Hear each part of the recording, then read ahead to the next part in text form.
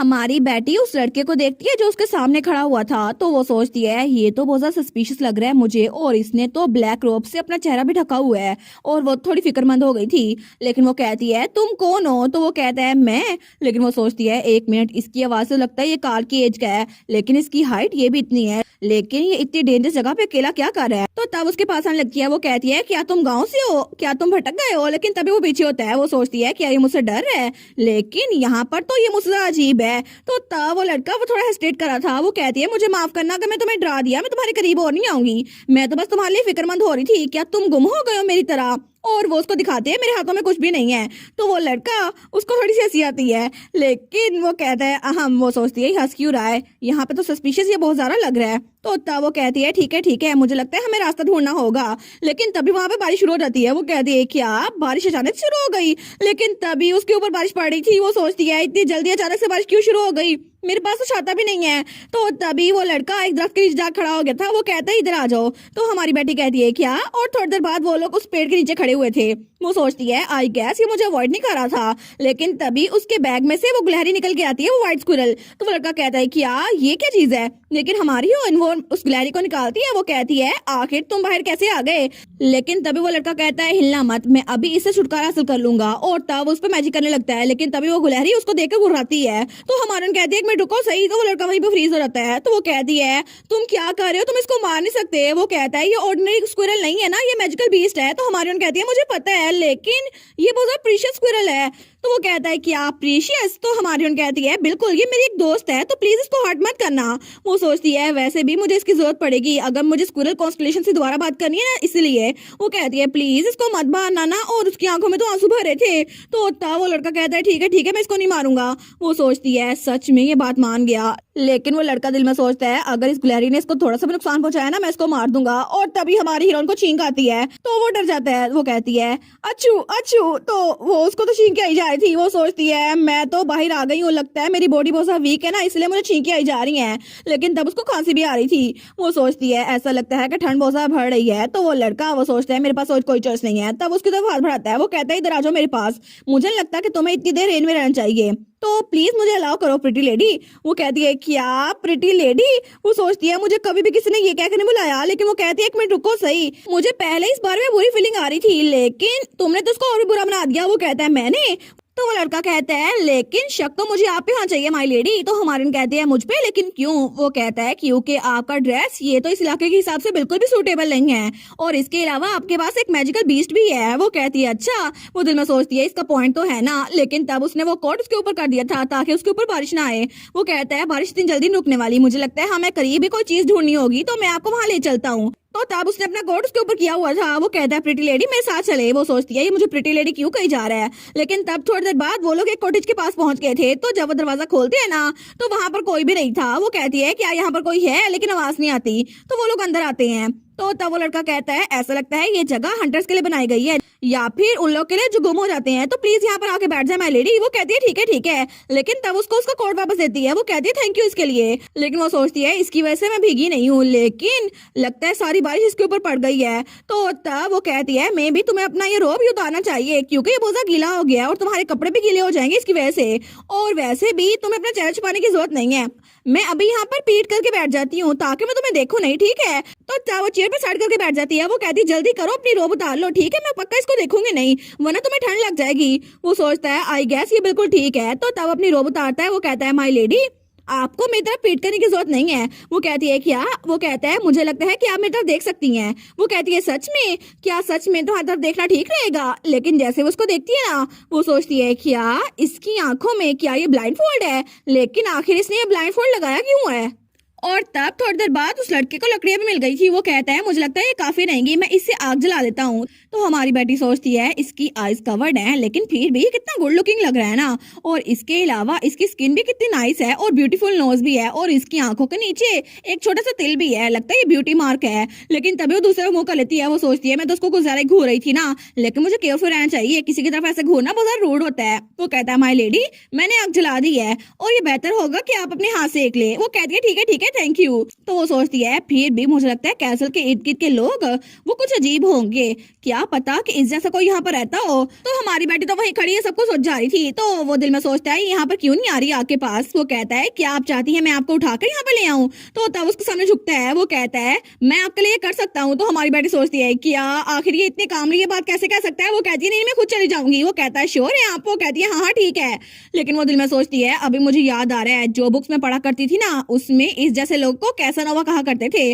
और तब वो आपके पास बैठी हुई इसको घूरी जा रही थी। लेकिन तब वो हमारी बेटी की तरफ देखता है, वो कहता है क्या हुआ आपको। तो हमारे सोचती है ये तो अभी भी यंग है लेकिन इसको पता है लड़कियों के साथ फ्लर्ट कैसे करते हैं। और अभी भी ये छोटा सा बच्चा है लेकिन देखो सही। और उस बेचारे को तो खुद भूल गया था कि वो भी छोटी सी बच्ची है। वो सोचती है जो बुक मैंने पढ़ी थी ना वहाँ पे कैसानोवा लिखा हुआ था, एक ऐसा लड़का जो बहुत ज्यादा रिच हो और जो अपनी गुड लुक्स की वजह से लड़कियों को अपने प्यार के जाल में फंसाता हो और उसके पास चेहरा भी ऐसा ही होता है। वो कहता है माय लेडी आखिर आप क्या सोच रही हैं। तो तब उसके पास होता है, वो कहती है नहीं मैं किसी बारे में नहीं सोच रही। लेकिन तब वो थोड़ा सा दूर होकर बैठ जाती है। तो हमारी बेटी सोचती है अब मेरे पास पैसा या पावर तो है नहीं लेकिन ये मुझसे क्या चाहता है और मुझे लगता है ये बहुत ज्यादा डेंजरस है और ये जरूर यंग होगा लेकिन फिर भी मुझे इसे संभल के रहना चाहिए। और वो सोचती है मुझे हैंडसम मैन को रिजेक्ट करना है इसीलिए मुझे इससे बच के जाना चाहिए। और तब वो से और दूर हो गई थी।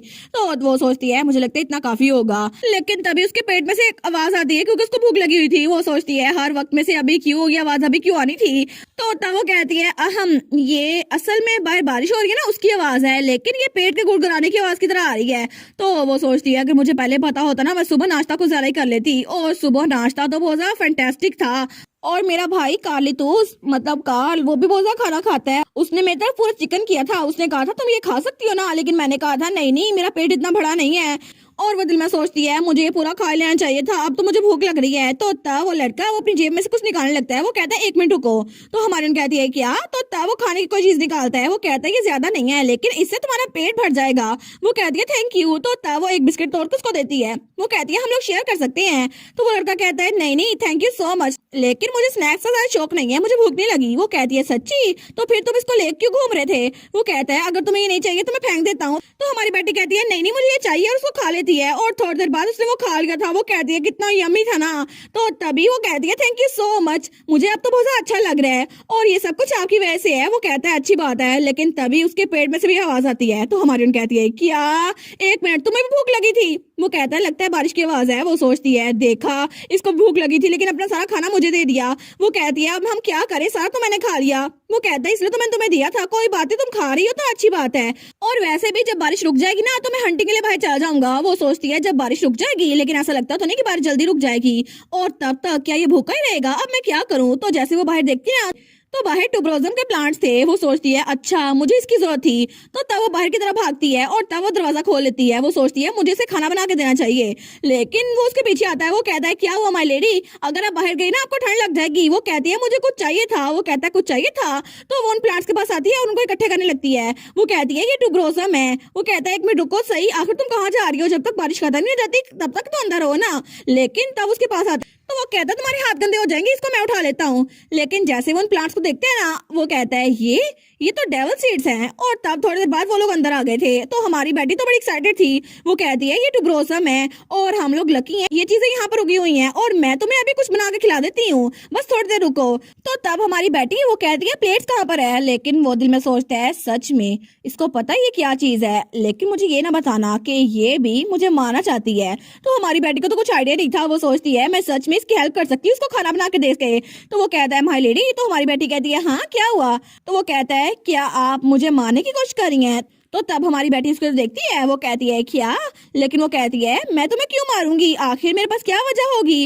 वो कहता है अच्छा भूल जाओ इस बात को जो मैंने कहा था। लेकिन वो दिल में सोचता है ये बात तो सच कह रही है लेकिन बहुत सारे लोगों ने मुझे मारने की कोशिश की है इसीलिए मैं किसी पे भी एतबार नहीं कर सकता। तो तब वो कहती है अच्छा ये ट्यूबरोजम है ना शायद इसीलिए मैंने पहले एक्सप्लेन नहीं किया लेकिन ये बहुत ज्यादा सस्पिशियस लगेगा ना और मैं तुम्हें पॉइजनस प्लांट खाने की कोशिश कर रही हूँ। लेकिन मुझे एक्सप्लेन करने दो। सबसे पहले हमें इसको स्टमक को फिल करने के लिए खाना पड़ता है और लोग इसको डेविल्स फ्रूट भी कहते हैं। लेकिन तब उसको उसके बारे में बता रही थी। वो कहती है सबसे पहले ट्यूबरोजम को हमें क्लीन करना होगा ताकि पकाने के लिए वो बिल्कुल परफेक्ट हो और इसके बाद हमें इनको तब तक पकाना होगा जब तक ये जल नहीं जाते। और तब तक वो हो भी गए थे। वो कहती है ट्यूबरोजम है लेकिन अगर तुम्हें पॉइजन से बचना है ना तो सबसे पहले इसकी टहनी टहनी को खाना होगा, ठीक है। वो कहता है अच्छा इसको खाना होगा, तो तब उसके हाथ से उस टहनी को खाने लगता है और तब वो खा कहता है बिल्कुल ऐसे। तो हमारी कहती है हाँ हाँ ऐसे ही। वो सोचती है इसने तो मुझे ड्राई दिया। तो थोड़ी देर बाद उसने वो तीनों के तीनों टुबरसम खा लिए थे। वो कहती है हे अब हम दोनों फुल हो गए हैं, तो क्या हम इस घर में इधर उधर घूमे। तो हमारी बेटी वो तो उस पूरे घर में इधर उधर घूम रही थी। तो वो सोचती है अच्छा इधर क्या है, इधर क्या है, ये एक बॉक्स पड़ा है। लेकिन वो लड़का तो पीछे खड़ा उसको देख रहा था। वो सोचता है कि बिल्कुल नहीं बदली, ये तो अभी भी बिल्कुल छोटी सी है और गूफी है, और इसके अलावा इसकी क्यूरियोसिटी, इसकी आईज ये तो आसमान की तरह है, बिल्कुल डार्क सी और कितनी प्यारी है ना। क्योंकि पिछली बार जब मैंने इसको देखा था ना तब भी ये बिल्कुल ऐसी ही थी, लेकिन तब इसके कपड़े अलग थे। और ऑलमोस्ट जब हमारी आंखें मिली ना तो मैंने इसका नाम पुकारा ही था, क्योंकि मैं असल में। लेकिन तभी हमारी उसको बुलाती है। वो कहती है क्या ये क्या है। वो कहता है क्या हुआ माय लेडी। वो कहती है जरा बाहर तो देखो बारिश रुक गई है। तो वो दोनों बाहर देखते हैं तो तब दोनों बाहर आ रहे थे। तो वो कहती है जरा देखो सही, मुझे लगता है सूरज गरूब होने से पहले हम लोग वापस पहुंच जाएंगे। लेकिन तभी बाहर से आवाजें आ रही थी, लेडी बैठी माय लेडी आप कहाँ पर हैं। वो सोचती है ये आवाजें, लगता है ये तो कैसल के लोग मुझे ढूंढ रहे थे। वो कहती है मैं यहाँ पर हूँ, इधर आ जाओ सारे।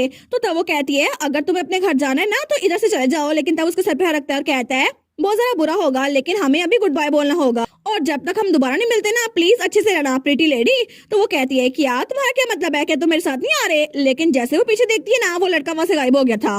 वो कहती है क्या, और दूसरी तरफ सारे नाइट्स उसको ढूंढ रहे थे। वो कहते हैं माय लेडी, लेडी बैटी आप कहाँ पर हैं। तो बैटी कहती है इधर देखो मैं यहाँ पर हूँ। वो कहते हैं लेडी बैटी हम मिल गई, लॉर्ड कार्ली दोस्त हमें आपकी बहन मिल गई। तो जल्दी से उसका भाई उसके पास आता है। वो कहता है बुशी टेल तुम ठीक तो हो ना, तुम्हें कहीं चोट तो नहीं लगी, तुम ठीक तो हो ना। और तब वो लड़का वो उधर पेड़ पे चढ़ा उनको देख रहा था। तो वो कहती है नहीं नहीं मैं बिल्कुल भी हट नहीं हूँ, मैं बिल्कुल ठीक हूँ। वो कहता है सच्ची में। लेकिन वो लड़का वो उसको देखी जा था। वो सोचता है अच्छा तो इसका नाम बैटी है, लेकिन इसने पहले कभी मुझे अपना नाम तो नहीं बताया। लेकिन किसी अजीब वजह से मुझे लगता है मैं हर्ट हो गया हूँ, क्योंकि पहले मैंने अपनी आइडेंटिटी रिवील नहीं की, और ये तो एक नोबल लेडी है ना। लेकिन पिछली बार जब मैं इससे मिला था तो मुझे लगा था शायद एक मेड है, और अब इसके कपड़े बिल्कुल बदले हुए हैं। तो उसका भाई कालिदूस उसके पास था। वो कहता है अच्छा लगा ये सुनकर। लेकिन वो सोचता है ये लड़का जो इसके साथ खड़ा है। तो तभी कालिदूस की नजर उस पर पड़ने लगती है, लेकिन तभी वो पीछे रहता है। वो सोचता है मैं पकड़े जाने वाला था। तो बेटी कहती है क्या हुआ काल। वो कहता नहीं नहीं कुछ नहीं हुआ। तो वो सोचता है इसकी नजर तो बहुत ज्यादा तेज है, लेकिन सच में ये हाउस असलान की बेटी है, मुझे लगा नहीं था। लेकिन ऐसा लगता है कि मुझे कुछ इन्फॉर्मेशन को डिग करना ही होगा। और तब वहां से उछल के गायब हो गया था। और तब कालिदूस कहता है मुझे ये मैजिकल बीज दे दो। वो कहती है नहीं मैं नहीं दूंगी। वो कहता है ठीक है तो मुझे रखने दो। वो कहती है एक ही बात हो गई ना, मैं तुम्हें इसे नहीं दूंगी, तुम इसको मार दोगे। वो कहता है फिर तुम्हारे सामने ना मार दूं। तो तलवार निकालने लगता है। वो कहती है मैंने कहा ना मैं तुम्हें नहीं दूंगी, और वैसे भी ये मेरे साथ ही है। वो सोचती है मुझे इसकी जरूरत है ताकि मैं स्क्विरल कॉन्स्टेलेशन से बात कर सकूं, और मुझे यकीन नहीं आता आज 2 लोगों ने इसको मारने की कोशिश की है। वो कहती है असल में बात ये है कि अगर तुम इसको मारोगे ना तो मेरे पास कोई रीजन नहीं है, प्लीज उसको ना मारो ना, खून ना बंद करो। तो तब वो कहता है अच्छा तो आखिर ये है क्या। वो कहती है वेल ये, लेकिन तभी उसको चक्कर आ रहे थे। वो सोचती है अचानक से ये सब कुछ ब्लरी क्यों हो रहा है, और मेरा सर क्यों इतना दर्द कर रहा है। और तभी उसकी आंखें बंद होती है, वो नीचे गिरने लगती है, और थोड़ी देर बाद वो नीचे गिर भी गई थी। तो कालिदूस कहता है बुशी टेल, लेकिन तब हमारी हीरोइन वो बेहोश हो चुकी थी, और वो व्हाइट स्क्विरल उसके पास ही थी। तो सब लोग चिल्ला कहते हैं माय लेडी आप ठीक तो है ना। तो उसका भाई भी कहता है बुशी टेल क्या तुम ठीक तो हो ना, तुम्हें कुछ हुआ तो नहीं। लेकिन हमारी हीरोइन वो कोई जवाब नहीं दे पाती।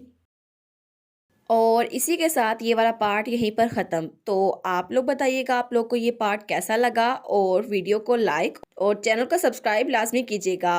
बाकी वीडियोस का लिंक भी स्क्रीन पर नज़र आ रहा होगा, तो काइंडली उनको भी चेकआउट कर ले। और thank you so much for watching my videos. Stay safe, bye bye.